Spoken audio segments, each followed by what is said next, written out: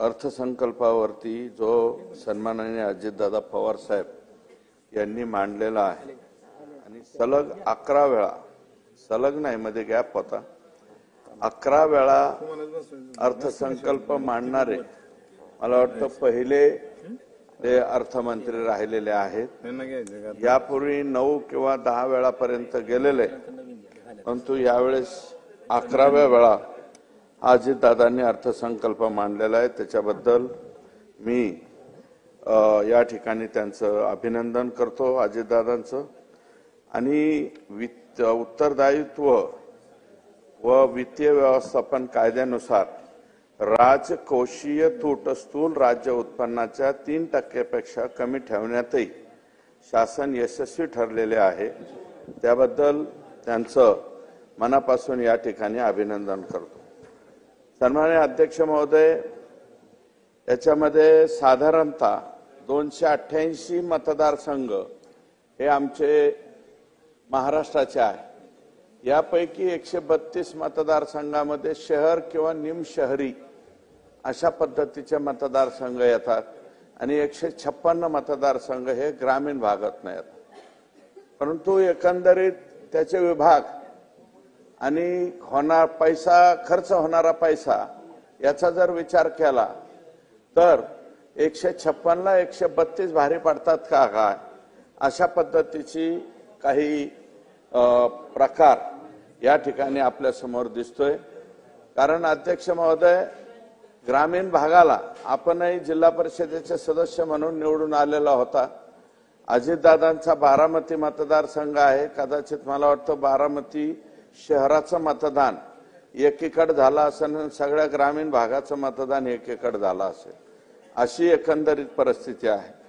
आता ग्रामविकास विभागाची तरतूद जर पाहिली तर अध्यक्ष महोदय 11,480 आहे आणि नगर विकासची 10,692 आहे, म्हणजे जवळपास इक्वल ही तरतूद या ठिकाणी करण्यात आलेली।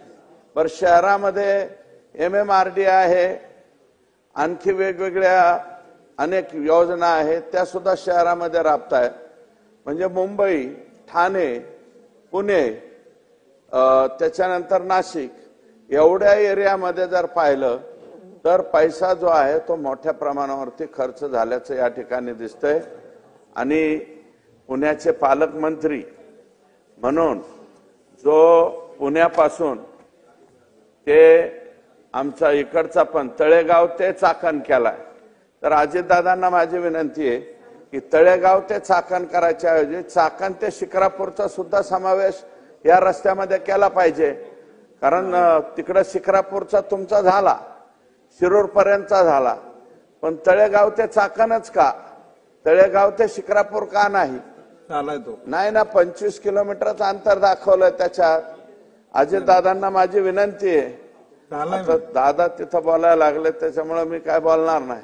झालंय, आम्हाला माहिती नाही झाला ना अध्यक्ष महोदय, व्हावा अशी माझी इच्छा आहे। कारण दरवेळेस त्याच रोडने आम्ही येतो, तळेगाव पासून चाकण पर्यंतचे किलोमीटर दाखवले, चाकण ते शिक्रापूरचे किलोमीटर दाखवलेले नाही। म्हणून तो एक बदल त्या ठिकाणी करावा आणि सार्वजनिक बांधकाम रस्त्याला स्वतंत्र त्या ठिकाणी पैसा दिलेला आहे, त्याच्याबद्दल मी आभार मानतो। दुसरा असं आहे की जलसंपदा विभागाला जवळपास 16,000 कोटी रुपये दिलेत। अध्यक्ष महोदय, एवढ्या मोठ्या प्रमाणावरती तरतूद ही कधीच झाली नव्हती, ती पहिल्यांदा या ठिकाणी तरतूद झालेली आहे। कृषीला जवळपास 10,000 कोटी रुपयाची तरतूद आहे आणि इतर मागास बहुजन कल्याणला 4,368 तरतूद आहे। याच्यामध्ये एकच सूचना आहे की बहु ओबीसी मधल्या सुद्धा अल्प घटक जो आहे मायक्रो ओबीसीचे घरकुलं हे अगोदर व्हायला पाहिजेत, त्याच्यानंतर ओबीसी मधला मोठा घटक जो आहे त्याचे घरकुलं त्या ठिकाणी झाले पाहिजे। अध्यक्ष महोदय, दिव्यांग कल्याणला 1,526 कोटी रुपये दिले। काही बाबीमध्ये संजय गांधी निराधार असतील किंवा अस्थिव्यंग दिव्यांगांना त्या ठिकाणी देण्यात आलेल्या सवलती असतील, या सवलतीमध्ये वाढ करण्याची आवश्यकता आहे। अध्यक्ष महोदय, 1,500वरून ती 3,000पर्यंत अशा प्रकारची काही बदल त्या ठिकाणी करण्याची आवश्यकता आहे. रोजगार हमीला 2,205 कोटी रुपये दिले. अध्यक्ष महोदय, या रकमेमध्ये वाढ होण्याची आवश्यकता आहे. ग्रामीण भागामध्ये विहिरीचं काम करायचं असेल, त्याला शेत तलाव करायचा असेल, शेतकऱ्याची फळबाग करायची असेल, शेतकऱ्याची बांध बंदिस्ती करायची असेल, सीसीटी करायची असेल, तर एकमेव पर्याय म्हणजे हे एकमेव रोजगार हमी योजना डिपार्टमेंट आहे, मनरेगा डिपार्टमेंट आहे. आणि याच्यामध्ये राज्य हिस्सा कमी आहे, केंद्राचा हिस्सा जास्त आहे. परंतु मागच्या कालावधीमध्ये याच्यात शेतकऱ्याच्या हिश्श्याच्या ऐवजी, शेतकऱ्याच्या कामाच्या हिश्श्याच्या ऐवजी इथं गुत्तेदाराची कामं मोठ्या प्रमाणावरती झालेली. गुत्तेदारांच्या कामांना पैसा तोही दिला गेला पाहिजे. अध्यक्ष महोदय, किडूक मिडूक इकडं तिकडं करून या लोकांनी पैसा इथं आणून कामं मंजूर करून नेलेली आहेत. 2,205 कोटी रुपये. अध्यक्ष महोदय, फक्त बीड जिल्ह्यालाच 2,205 कोटी रुपये लागतील. बाकीच्या जिल्ह्याचं काय?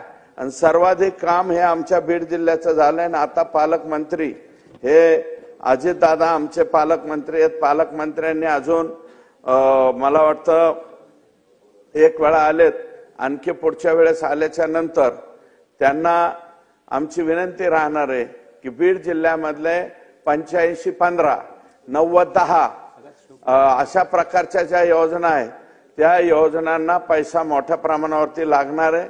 आणि हा पैसा 2,205 कोटी रुपये हा पैसा कमी पडणार आहे. आणि अध्यक्ष महोदय, माझी विनंती आहे की हे राज्य सरकारने भरत शेठ गोगावले साहेब यांनी, राज्याचे मुख्यमंत्री, दोन्ही उपमुख्यमंत्री यांनी केंद्र सरकारकडे जाऊन, चव्हाण साहेब, शिवराज सिंग चव्हाण साहेब या खात्याचे मंत्री आहेत, तर मनरेगा मधल्या शेत तलाव, विहीर, गायगोठा आणि त्याच्यानंतर त्या शेतकऱ्याचे ज्या वैयक्तिक लाभाच्या योजना आहेत, ह्या वैयक्तिक लाभाच्या योजना ह्या डायरेक्ट शेतकऱ्याच्या अकाउंटवरती पैसे टाकून केल्या पाहिजे. त्याच्यामुळं काय होतंय की डायरेक्ट शेतकऱ्याच्या अकाउंटवरती न टाकल्यामुळं रोजगार सेवक त्याला अडवतोय, गावचा सरपंच अडवतोय, पीटीओ, किटीओ, डीटीओ आणि मग बीडीओ एवढ्या याच्यातनं जाताना. आणि काही लोक ज्यांच्या नावावरती पैसे पडले ते म्हणतात मोदींचे पैसे आले, आम्हाला तुमचे पैसे देण्याची आवश्यकता नाही. म्हणून तसाही शेतकऱ्याला अडचणी येत आहेत. म्हणून शेतकऱ्याच्या वैयक्तिक लाभाच्या योजना ह्या डायरेक्ट बेनिफिट प्रमाणे डायरेक्ट शेतकऱ्याच्या नावावर पडावा.